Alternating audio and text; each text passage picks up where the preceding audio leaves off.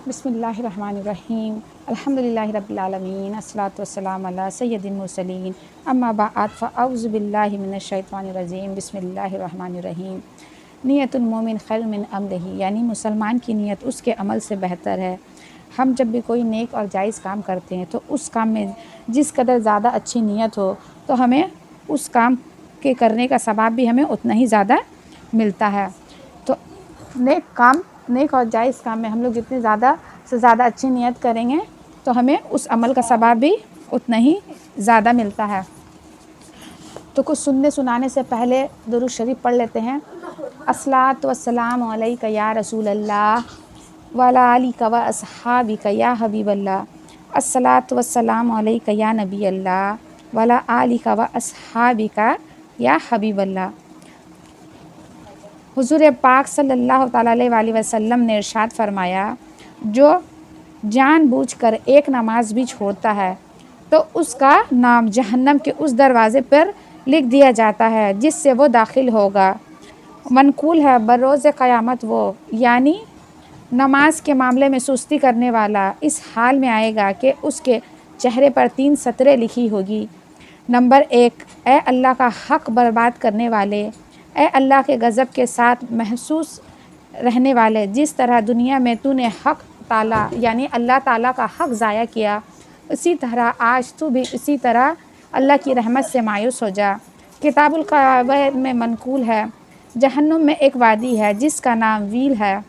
अगर उसमें दुनिया के पहाड़ डाले जाएं तो वो भी उसके गर्मी से पिघल जाएं। यूँ लोगों का ठिकाना है जो नमाज में सुस्ती करते हैं और वक्त के बाद कज़ा करके पढ़ते हैं, मगर ये कि वो अपनी कोताही यानी ख़ता पर नादिम हो और बारगाह खुदाबंदी में तौबा करे।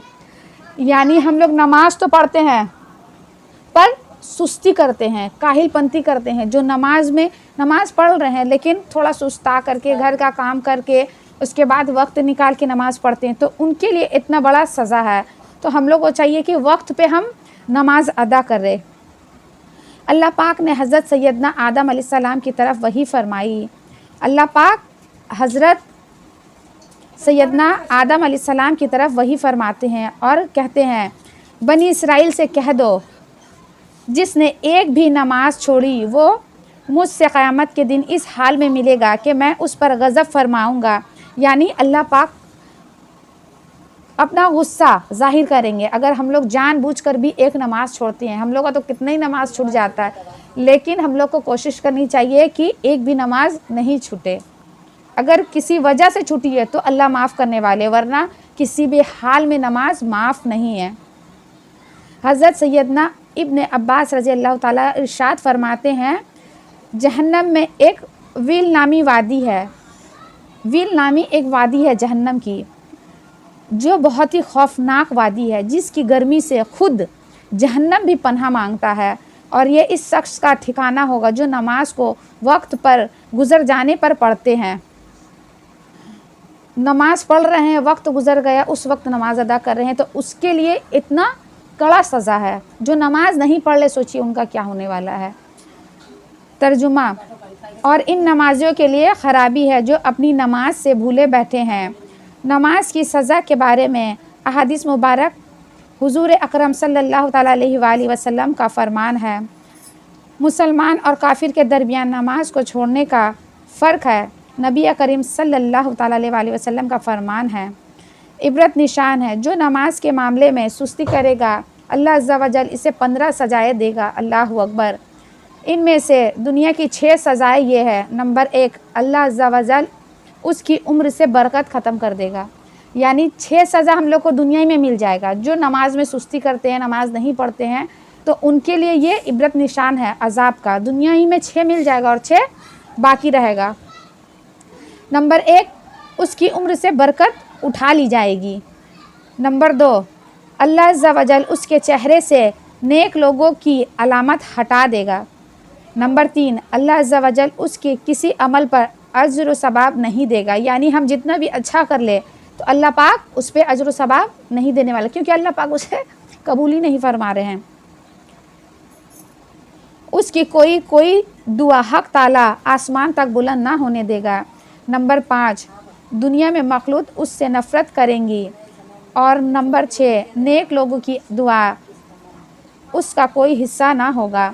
जो नेक लोग होते हैं, जो अल्लाह वाले होते हैं, जिन्हें हम कहते हैं कि मेरे लिए दुआ कर दीजिए, अगर वो दुआ भी करेंगे तो उस इंसान का उस दुआ में कोई हक़ नहीं होगा। और जहन्नम की 3 सज़ाएँ ये हैं कि वो ज़लील होकर के मरेगा। जो जहन्नम की 3 सज़ाएँ हैं उसमें से एक है कि वो ज़लील होकर के मरेगा, दूसरा है कि वो भूखा मरेगा, और नंबर 3, मरते वक्त इतनी सख्त प्यास लगेगी कि अगर सारे दरियाओं का पानी भी उसे पिला दिया जाए तो प्यास ना बुझेगी। सोचिए क्या हाल होगा, गला ऐसा कांटा का तरह सूखेगा।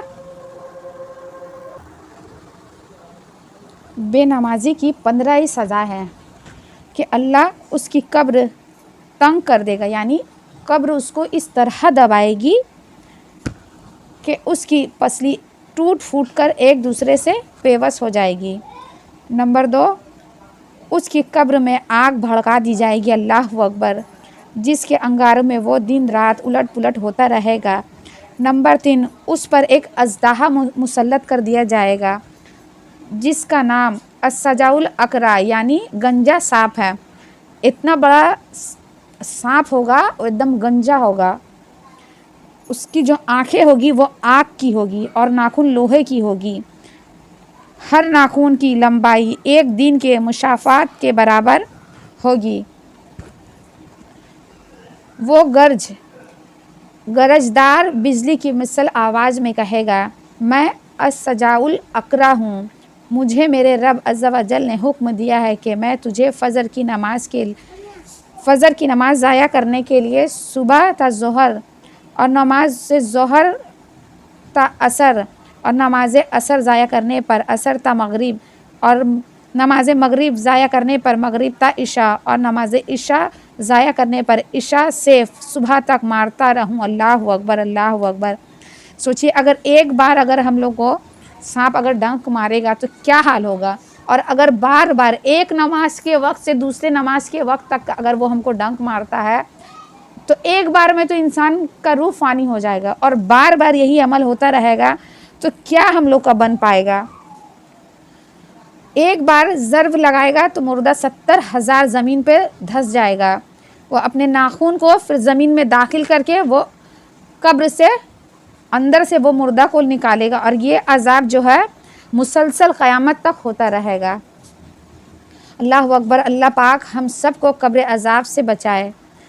क़यामत के दिन की 3 सज़ाएँ ये हैं, अल्लाह अज़्ज़ा व जल उस पर एक फ़रिश्ता मुकर्रर कर देगा जो उसे मुंह के बल घसीटते हुए जहन्नम की तरफ ले जाएगा।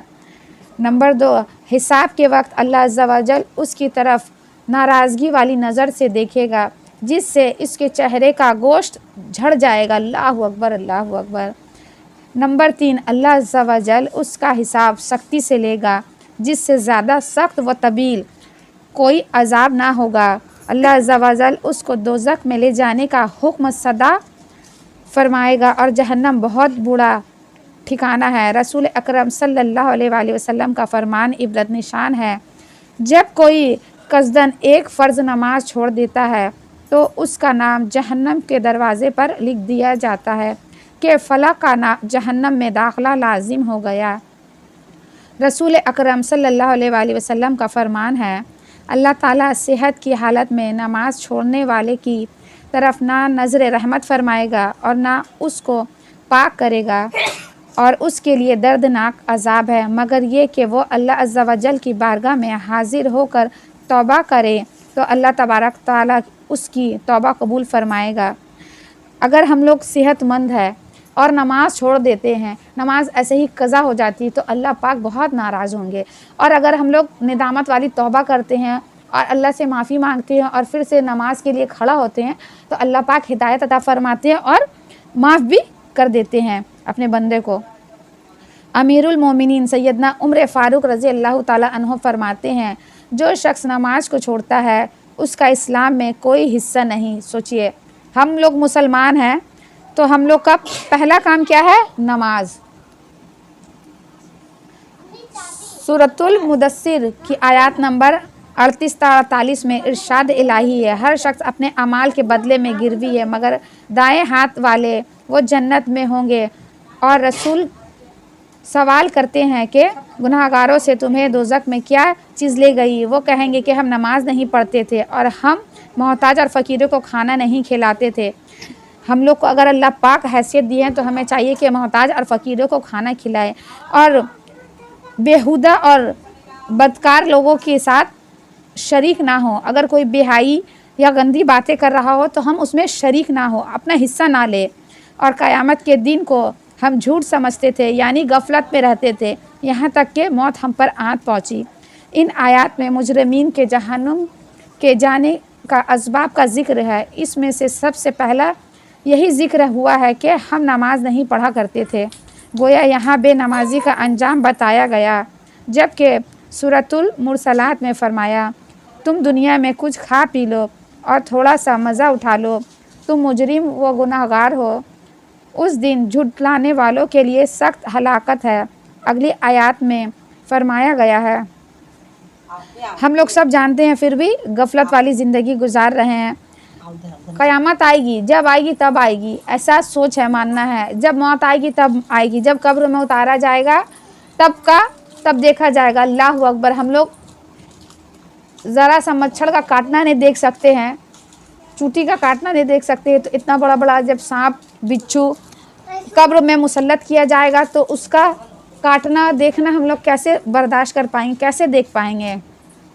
اور جب ان سے کہا جاتا ہے، یعنی ہم لوگ جب کسی سے کہتے ہیں کہ آپ نماز پڑھیں، نماز کے لیے جھکو، تو وہ لوگ نہیں کرتے، نہیں پڑھتے، تو اس دین کو یعنی کہ وہ جھٹلا رہے ہیں، اس دین کو یعنی کہ جھٹلا رہے۔ جب ہم لوگ نماز کی دعوت دے رہے کہ آپ نماز پڑھیے، نہیں آ رہا تو سیکھیے، تو وہ سب جان کر کے بھی نہیں کرے، تو مطلب اس دین کو جھٹلا رہے۔ ان کا ایمان مطلب ہے نہیں کہ قیامت آئے گی، ہم کو قبر میں اتارا جائے گا۔ اگر خوف خدا ہوگا تو انسان نماز کے لیے آگے بڑھیں کہ ہاں ہمیں اتنا بڑا سزا ملنے والا ہے، اتنا سارا کچھ واقعہ ہونے والا ہے۔ اللہ تعالیٰ صحت کی حالت میں نماز چھوڑنے والوں کی طرف نہ رحمت والی نظر فرمائے گا اور نہ اس کو پاک کرے گا، اور اس کے لیے دردناک عذاب ہے، مگر یہ کہ وہ اللہ عز و جل کی بارگاہ میں حاضر ہو کر توبہ کرے تو اللہ تبارک تعالیٰ اس کی توبہ قبول فرمائے گا۔ نماز کی پابندی لازمی کرے۔ قیامت والے دن بھی سب سے پہلے نماز کا حساب لیا جائے گا۔ اگر ہم 5 وقت کے نمازی ہوں گے تو ہم کامیاب قرار پائیں گے، اور اگر ہم نے نماز سے منہ موڑ لیا تو ہمارا کیا بنے گا؟ اللہ تعالیٰ قیامت والے دن ہم سب سے منہ موڑ لے گا تو ہم لوگ کیا کریں گے، کہاں جائیں گے؟ اللہ تعالیٰ سے دعا ہے کہ وہ ہم سب کو نماز پڑھنے کی اہمیت و توفیق عطا فرمائے، آمین۔ ہم سب کو خشوع و خضوع کے ساتھ اللہ پاک نماز پڑھنے والی بنا دے، علم دین سیکھنے اور سکھانے کا جذبہ پیدا فرمائے اور اسے اپنے بارگاہ الہی میں قبول فرمائے۔ وآخر دعوانا والحمد للہ رب العالمین۔